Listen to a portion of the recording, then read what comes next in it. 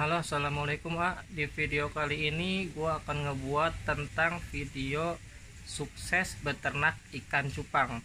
Banyak diantara kita yang lagi kesusahan tentang ekonomi sekarang, terutama di wabah endemik COVID-19. Nah, buat AA yang pengen punya usaha sampingan atau enggak pengen punya usaha dari hobi, mungkin salah satunya itu ternak ikan cupang. Bisa jadi sampingan AA ataupun bisa jadi tujuan utama usaha AA. Nah, buat yang pengen tahu gimana videonya, jangan lupa untuk follow Instagram gua di @galaxy_koi_indonesia.official. Jangan lupa untuk nyalakan notif YouTube ini, subscribe jangan lupa ya.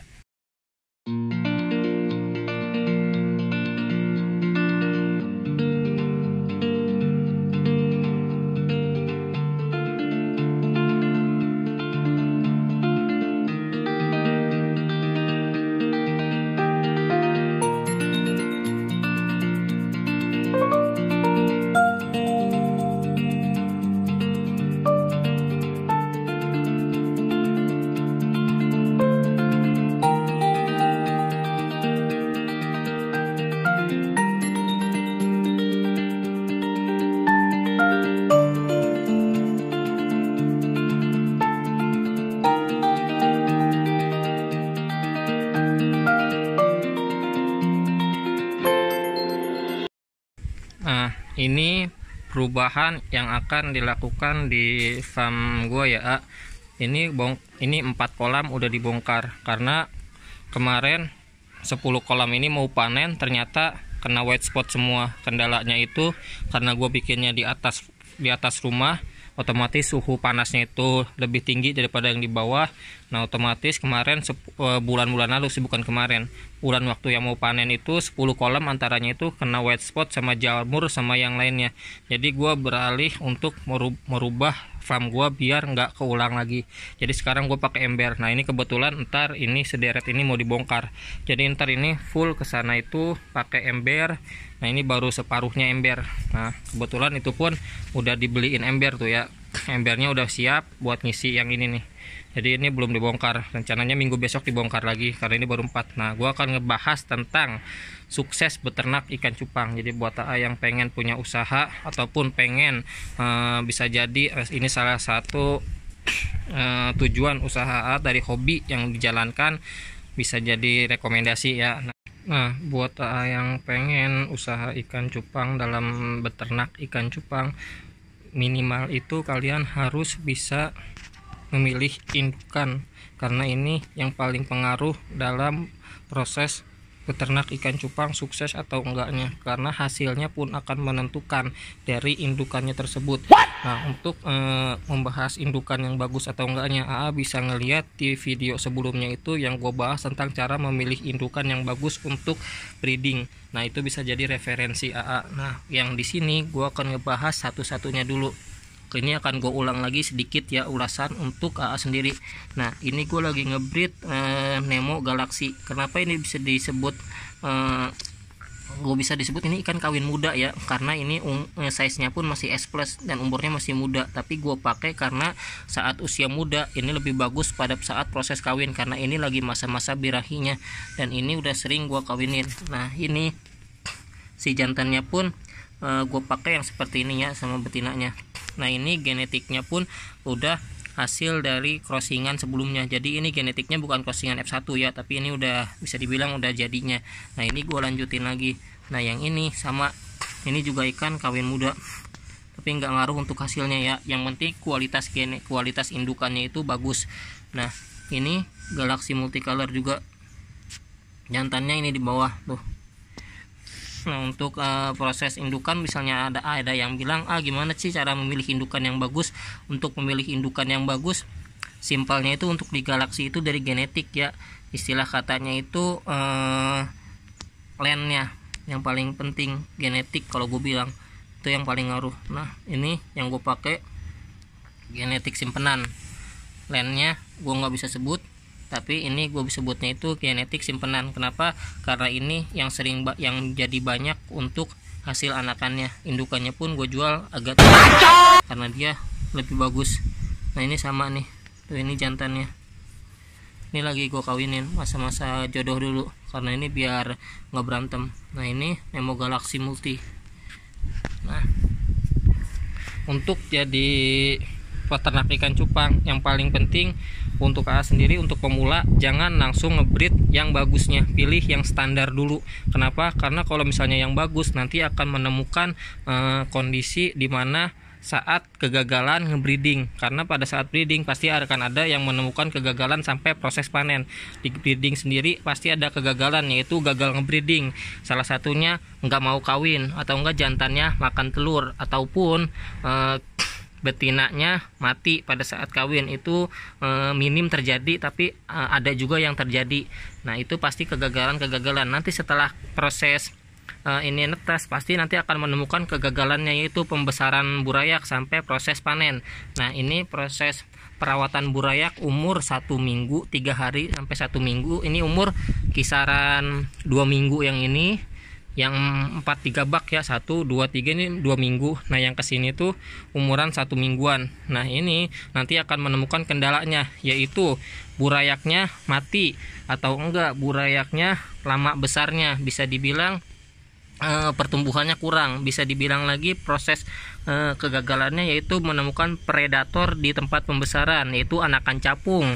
Terus sama satu lagi kutu jet, ada lagi yaitu larva sejenis pemakan hewan kecil, ada dia bisanya sejenis kutu lah, tapi bukan kutu jet, dia lebih besar lagi. Nah itu proses kegagalannya akan menemukan. Jadi buat AA yang pengen sukses usaha ikan cupang, bisa dibilang itu harus mengetahui dulu yang namanya proses kegagalan di ikan cupang. Jangan sampai nafsunya itu hanya mengejar bisa dibilang untung keuangan, karena itu bisa dibilang masih jauh. Karena yang paling penting harus tahu dulu kondisi pada saat ngebreed ikan cupang, karena nggak semudah yang dibayangkan ya. Walaupun bisa dibilang ngebreed ikan cupang itu gampang-gampang susah, tapi kalau udah mengalami kegagalan bisa dibilang itu akan pusing sendiri. Nah poin yang paling penting dalam beternak ikan cupang ialah kondisi pakan harus ada, bisa dibilang jangan sampai putus. Kalau misalnya kondisi pakannya putus, burayak akan menentukan kondisi pertumbuhannya lambat atau cepat. Nah kalau misalnya di tempat AA itu nggak ada untuk sejenis kutu air di alam, bisa dibilang perkotaan susah untuk nyarinya, AA bisa meminimalisir dengan kutu airnya itu diternak, yaitu pakai green water atau enggak pakai Artemia 2. Itu bisa jadi rekomen AA. Nah untuk umur 1 bulan ke atas itu bisa diselingin dengan cacing sutra ataupun jentik nyamuk halus. Nah di sini pun yang paling ngaruh itu pakan kutu air. Nah kebetulan sekarang gue lagi ternak kutu air, jadi itu bisa dibilang kuncinya itu jangan sampai pakannya putus. Itu yang menentukan kondisi beternaknya itu akan lancar atau enggak, karena itu pertumbuhannya itu mempengaruhi dari burayaknya tersebut. Nah untuk AA yang mulai beternak ikan cupang dari awal itu bisa dibilang pakai indukan yang standar dulu, jangan yang mahal. Kenapa? Karena nanti kalau yang mahal langsung itu akan sayang dari hasilnya. Kalau misalnya itu berhasil, alhamdulillah. Kalau misalnya itu gagal, bisa dibilang menemukan kendalanya, itu bisa dibilang untuk meminimalisir kegagalannya. Jadi dari standar indukan itu nanti akan menemukan proses hasil daripada kegagalan. Jadi bisa dibilang nanti setelah tahu kegagalannya baru nanti AA akan bisa dibilang upgrade ke indukan yang lebih bagus lagi, jadi biar hasilnya itu bisa lebih baik lagi daripada sebelumnya. Nah ini sakit Nah ini bisa dibilang perawatannya itu mudah. Kalau misalnya udah selesai breeding, untuk ngebreednya itu pakai ember. Kalau misalnya gue sekarang pakai ember karena lebih baik untuk perubahan suhu di atas rumah, karena ini lebih aman. Nah dulu gua ngebreed ikan cupang itu langsung berangkat ke petani, itu sejenis half moon ekor lebar. Gue dulu beli ke petani itu sepasang 15.000. Itu ikan reject kan bisa gue bilang ya, tapi gue dari situ belajar gimana caranya biar ternak ikan cupang itu bisa lancar. Nah dari yang standar indukan bisa dibilang ikan reject gue belinya 15.000 sepasang, tapi setelah gue breed gue tahu kendala-kendalanya seputar ngebreeding itu di mana, terutama dari pakan sama dari perawatan burayak. Nah dari situ gue pelajari dulu untuk ngebreed skala kecil dulu, bisa dibilang 1-2 pasang. Tapi dari kegagalan-kegagalan itu yang gue alami, gue bisa memperbaiki yang di kemudian hari untuk gue pelajari lagi sampai sekarang.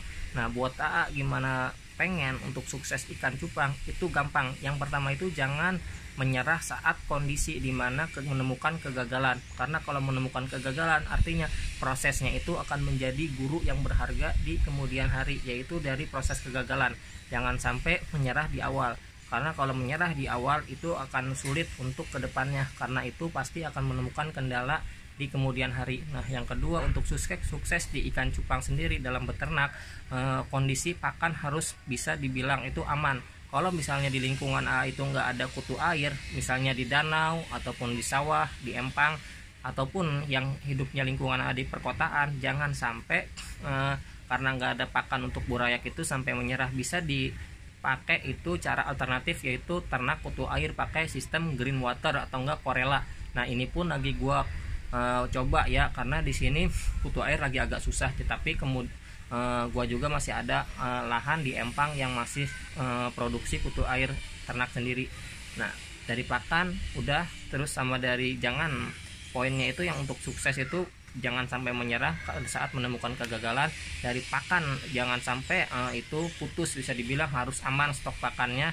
Dan yang ketiga itu jangan sampai cuman gara-gara ikutan pengen lihat si A misalnya, wah dari ikan cupang itu si A itu bisa dibilang sukses ya, nah gue juga pengen kayak gitu, ikut-ikutan. Jangan. Kalau misalnya cuma ikut-ikutan, nanti pada saat menemukan kendala ataupun kondisi di mana kegagalan akan dialami, kalau si A udah bisa meminimalisir kegagalannya dari pengalaman yang dia alami, tapi kalau misalnya A cuma ikut-ikutan, lebih baik prosesnya itu dialami dengan perlahan dulu, jangan ikut-ikutan, tapi dari niat tersendiri, dari hobi tersendiri itu dijalani untuk lebih baik. Dari situ akan muncul proses peluang untuk KA bisa beternak ikan cupang sampai sukses.